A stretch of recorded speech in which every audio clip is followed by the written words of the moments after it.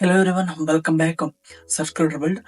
ಈ ವಿಡಿಯೋದಲ್ಲಿ ನಾವು ಎಕ್ಸ್ಪೆರಿಮೆಂಟ್ ನಂಬರ್ 4 ಅನ್ನು ಅಂದ್ರೆ VTU ದಲ್ಲಿರೋ 22 ಸ್ಕೀಮ್ ಇರೋ 5th ಸೆಮಿಸ್ಟರ್ ಸ್ಟೂಡೆಂಟ್ಗೆ ಈ ವಿಡಿಯೋ ಅರ್ಪಣೆ ಮಾಡ್ತಾ ಇದ್ದೀನಿ. ಸೊ ಅವ್ರಿಗೆ ಎಕ್ಸ್ಪೆರಿಮೆಂಟ್ ನಂಬರ್ 1, 2 ಮತ್ತೆ 3 ಬಗ್ಗೆ ತಿಳ್ಕೊಳ್ತಾ ಬಂದಿದ್ದೀವಿ.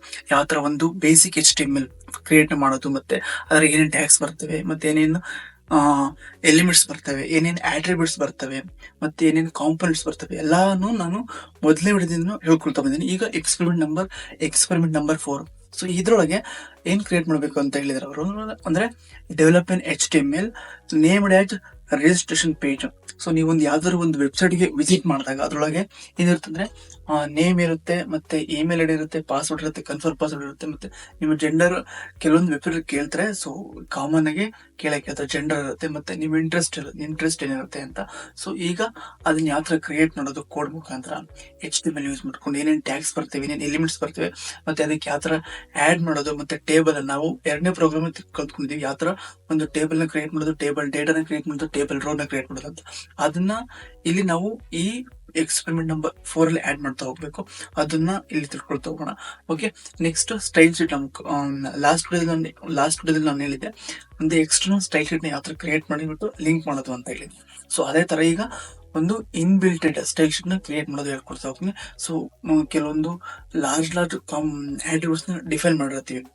ಸೊ ಅದನ್ನೆಲ್ಲಾನು ಒಂದು ಸ್ಟೈಲ್ ಶೀಟ್ ಅಲ್ಲಿ ಆಡ್ ಮಾಡ್ಬಿಟ್ಟು ಅದಕ್ಕೆ ಸಮ್ ಆಟ್ರಿಬ್ಯೂಟ್ಸ್ ನ ಈಗ ತಿಳ್ಕೊಳ್ತಾ ಹೋಗೋಣ, ಬನ್ನಿ. ಓಕೆ, ಲಾಸ್ಟ್ ವಿಡಿಯೋದಲ್ಲಿ ನಾವು ನೋಡಿದ್ವಿ ಯಾವ ತರ ಒಂದು ಎಕ್ಸ್ಟರ್ನಲ್ CSS ಅಂದ್ರೆ ಸ್ಟೈಲ್ ಶೀಟ್ ನ ಕ್ರಿಯೇಟ್ ಮಾಡಿ ಎಕ್ಸಿಸ್ಟಿಂಗ್ ಇರೋ ಒಂದು ಸ್ಟೈಲ್ HTML ಪೇಜ್ ಗೆ ಲಿಂಕ್ ಮಾಡೋದು ಅಂತ ನೋಡಿದ್ವಿ. ಈಗ ಅದೇ ತರ ಇನ್ನೊಂದು ಪ್ರೋಗ್ರಾಮ್ ನ ನೋಡ್ತಾ ಹೋಗೋಣ. ಏನ್ ಕೊಟ್ಟಿದ್ದಾರೆ ಅಂದ್ರೆ 4ನೇ program develop HTML page named as, ನಾನು ಏನ್ ಪ್ರಾಬ್ಲಮ್ ಸ್ಟೇಟ್ಮೆಂಟ್ ಹೇಳಿದೆ ಅದನ್ನೇ ಮತ್ತೆ ರಿಪೀಟ್ ಇಲ್ಲಿ ಹೇಳ್ತಾ ಇದ್ದೀನಿ ಅಷ್ಟೇ. So develop HTML page named as registration HTML ಅಂತ. ಅಂದ್ರೆ ನಾವು ಒಂದು HTML ಪೇಜ್ ನ ಕ್ರಿಯೇಟ್ ಮಾಡ್ಬೇಕಂತೆ, ಅದಕ್ಕೆ ಏನಂತ ನೇಮ್ ಕೊಡ್ಬೇಕಂದ್ರೆ ರಿಜಿಸ್ಟ್ರೇಷನ್ HTML ಅಂತ ಕೊಡ್ಬೇಕು. ಓಕೆ, ಅದನ್ನ ಯಾವ ತರ ಕೊಡೋದು ಅಂತ ನಾನು ಹೇಳ್ಕೊಡ್ತೀನಿ. ನೆಕ್ಸ್ಟ್ ಈ ಟ್ಯೂಟೋರಿಯಲ್ ಹೇಳ್ಕೊಡ್ತಾ ಹೋಗ್ತೀನಿ. Having variety of HTML input elements. So HTML ಅಲ್ಲಿ ಕೆಲವೊಂದು ತುಂಬಾ ಅಡ್ವಾನ್ಸ್ ಆಗಿರೋ ಎಲಿಮೆಂಟ್ಸ್ ಈಗ ಇಂಟ್ರೊಡ್ಯೂಸ್ ಮಾಡಿದ್ದಾರೆ. ಸೊ ನೀವು ಅವೆಲ್ಲ ಕಲ್ತ್ರೆ ಫ್ರಂಟ್ ಎಂಡ್ ಡೆವಲಪರ್ ಆಗೋದಕ್ಕೆ ಏನು ಕಷ್ಟ ಅನ್ಸೋದೇ ಇಲ್ಲ. ಈಸಿ, ವೆರಿ ಈಸಿ ಕಣ್ರಿ, ಆಯ್ತಾ. Next with background colours. So ನೀವು ಬ್ಯಾಕ್ ಗ್ರೌಂಡ್ ಕಲರ್ಸ್ ಹಾಕ್ಬೇಕಂತೆ. And table for the, so ನಾನು ಎರಡನೇ ಪ್ರೋಗ್ರಾಮ್ ಅಲ್ಲಿ ಹೇಳಿದೆ ಯಾವ ತರ ಒಂದು ನಿಮ್ಮ ಕ್ಲಾಸ್ ಟೈಮ್ ಟೇಬಲ್ ಕ್ರಿಯೇಟ್ ಮಾಡ್ಬೇಕಾದಾಗ ಕೆಲವೊಂದು ಟೇಬಲ್ ಟ್ಯಾಗ್ ಬರ್ತವೆ ಅಂತ. ಅದನ್ನ ನೀವು ನೋಡಿಲ್ಲ ಅಂದ್ರೆ ನೋಡಿ, ಅದು ಅರ್ಥ ಆಗುತ್ತೆ ಟೇಬಲ್ ಟ್ಯಾಗ್ಸ್ ನ ಯೂಸ್ ಮಾಡೋದು ಈಸಿ ಅಂತ. ಓಕೆ, ನೆಕ್ಸ್ಟ್ ಅದಾದ್ಮೇಲೆ table for the alignment and provide font colour size using style sheet. ಇದಕ್ಕೂ ಕೂಡ ಎಕ್ಸ್ಟರ್ನಲ್ ಸ್ಟೈಲ್ ಶೀಟ್ ನ ಕೊಡಾಗಿದ್ರೆ ಕೊಡ್ಬೋದು. ಓಕೆ, ಸೊ ನಾವ್ ಈ ಕ್ರಿಯೇಟ್ ಮಾಡ್ತಾರೆ ಈ ಟ್ಯುಟೋರಿಯಲ್ ಅಲ್ಲಿ, ಈ ಪ್ರೋಗ್ರಾಮ್ ಅಲ್ಲಿ ಏನ್ ಮಾಡ್ಬೇಕು ನಾವು ಅಂದ್ರೆ ಇಂಟರ್ನಲ್ CSS ನ ಕೊಡ್ತಾ ಇದೀವಿ. ಮತ್ತೆ ಏನು ಪ್ರಿವಿಯಸ್ 3 ಪ್ರೋಗ್ರಾಮ್ ಕಲ್ತಿದ್ವಲ್ಲ ಅವೆಲ್ಲಾ ಪ್ರೋಗ್ರಾಮ್ಸ್ ಯೂಸ್ ಮಾಡಿರೋ ಟೆಕ್ನಾಲಜೀಸ್ ಮತ್ತೆ ಏನ್ ಟ್ಯಾಗ್ಸ್ ಇಲ್ಲೂ ಕೂಡ ಈಗ ಯೂಸ್ ಮಾಡ್ತಾ ಹೋಗ್ತೀವಿ.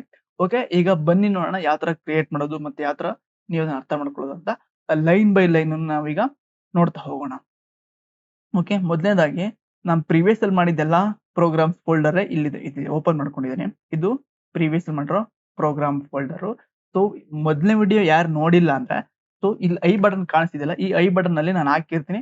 ಸೊ ಹೋಗ್ಬಿಟ್ಟು ಚೆಕ್ ಮಾಡಿ ವಿಡಿಯೋನ ನೋಡಿ. ಆಮೇಲೆ ಪ್ರಿವಿಯಸ್ ಯಾವ್ಯಾವ ವಿಡಿಯೋಸ್ ನೋಡಿಲ್ಲ ಅಂದ್ರೆ ಸೊ ಐ ಬಟನ್ ಹತ್ರ ಪ್ರೊವೈಡ್ ಮಾಡಿದೀನಿ. ಸೊ ವಿಸಿಟ್ ಮಾಡಿ ನೀವು ನೋಡ್ಬೋದು. ನೆಕ್ಸ್ಟ್ ಈಗ 4ನೇ ಪ್ರೋಗ್ರಾಮ್ ಕ್ರಿಯೇಟ್ ಮಾಡ್ತಾ ಹೋಗೋಣ. ಓಕೆ, 4ನೇ ಪ್ರೋಗ್ರಾಮ್ಗೆ ಸೊ ಇದೇ ಫೋಲ್ಡರ್ ಒಳಗೆ ನಾನೊಂದು ಫೈಲ್ ನ ತಗೋಬೇಕು. ಇಲ್ಲಿ ನ್ಯೂ ಫೈಲ್ ಅಂತ ಇದೆ, ಇಲ್ಲಿ ರಿಜಿಸ್ಟ್ರೇಷನ್ ಅಂತ ಕೊಡ್ತೀನಿ. ರಿಜಿಸ್ಟ್ರೇಷನ್ ಅಂತ .html ಅಂತ ನೇಮ್ ನ ಪ್ರೊವೈಡ್ ಮಾಡ್ತಾ ಇದೀನಿ. Next enter. ಸೊ ಈಗ ಕ್ರಿಯೇಟ್ ಆಯ್ತು. ಸೊ ಯಾರೆಲ್ಲ ಫಸ್ಟ್ ವಿಡಿಯೋ ನೋಡಿಲ್ಲ ಸೊ ನೋಡ್ಕೊಂಡ್ ಬನ್ನಿ, ಆಯ್ತಾ. ಸೊ ಏನಿಲ್ಲ, ಅದ್ರೊಳಗೆ HTML ನ ಡಿಫಾಲ್ಟ್ ಆಗಿ ಇಂಟರ್ನಲ್ ಇನ್ಬಿಲ್ಟ್ HTML ಇರುತ್ತೆ. ಅದನ್ನ ನೀವು ಜಸ್ಟ್ ಏನ್ ಮಾಡ್ಬೇಕು ಅಂದ್ರೆ ಇದನ್ನ ಮಾಡ್ಬೇಕಷ್ಟೇ. ನಿಮ್ಮ ಕೀಬೋರ್ಡ್ ಅಲ್ಲಿ ಶಿಫ್ಟ್ ಅಂಡ್ ಇದು ಐಫನ್ ಇದೆಯಲ್ಲ, ಈ ಐಫನ್ ನ ಪ್ರೆಸ್ ಮಾಡಿದ್ರೆ ಸಾಕು, ಜಸ್ಟ್ HTML ಫುಲ್ಲು ಫೆಚ್ ಆಗುತ್ತೆ. ನೋಡಿ, ಈ ತರ ಫೆಚ್ ಆಗುತ್ತೆ. ಈಗ ನೀವು ಇದನ್ನ ಏನ್ ಮಾಡ್ತಾ ಹೋಗ್ಬೇಕು, ಟೈಟಲ್ ನ ರೀನೇಮ್ ಮಾಡಬೇಕು. ಟೈಟಲ್ ಏನಂತ ಇದೆ ಅಂದ್ರೆ ರಿಜಿಸ್ಟ್ರೇಷನ್ ಫಾರಂ ಅಂತ ಇದೆ. ರಿಜಿಸ್ಟ್ರೇಷನ್ ಫಾರಂ ಅಂತ ಕೊಡೋಣ. ನೀವ್ ಏನ್ ಬೇಕಾದ್ರೂ ನೇಮ್ ನ ಚೇಂಜ್ ಮಾಡ್ತಾ ಹೋಗ್ಬೋದು. ಓಕೆ, ನೆಕ್ಸ್ಟ್ ಇಲ್ಲಿ